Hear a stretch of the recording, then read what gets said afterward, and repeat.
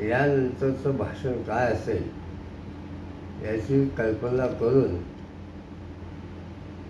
मी ते काल पत्र लिहिलं आहे. त्यातले सर्व मुद्दे अतिशय स्वच्छ आहेत. पंतप्रधान म्हणतात तेल कमी खा, तर मुळामध्ये गुजरातमधल्या सगळे पापडीवाले फाफडेवाले जे आहेत त्यांना पहिले सांगा पापडी फाफड्याचं उत्पादन बंद करायला. गरीब माणूस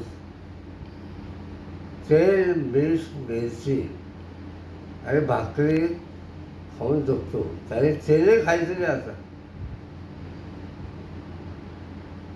काय कसं पंतप्रधानाचे काय